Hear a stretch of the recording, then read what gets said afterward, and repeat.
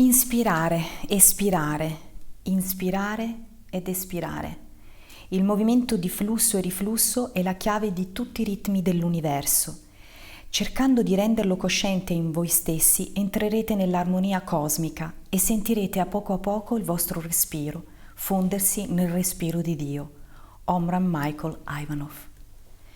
In tutte le discipline olistiche e scientifiche di cui mi occupo, nei miei incontri e anche nel canto, un'arte che coltivo da tempo, il respiro rappresenta un punto determinante per l'individuo per rilassarsi, per entrare in connessione con noi stessi, ma anche, come spiega a livello chimico il ciclo di Krebs, che è detto anche ciclo degli acidi tricarbossilici, dell'acido citrico e dell'ossalacetato, è un ciclo metabolico di importanza fondamentale in tutte le cellule che utilizzano l'ossigeno nel processo della respirazione cellulare.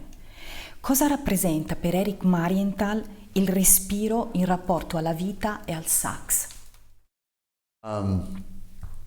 Well, if there was no breath, there'd be no sound out of a wind instrument, you know.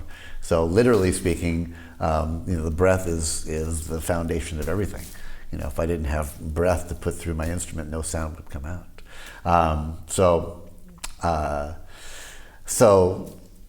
Yeah, if we're referring to that, the breath literally, it really it's all important. Obviously, the breath figuratively, where your inspiration of the playing that you have. That's equally important. We have to have inspiration to play our music, or else there's no music to play. Without breath, without life's breath, there's nothing.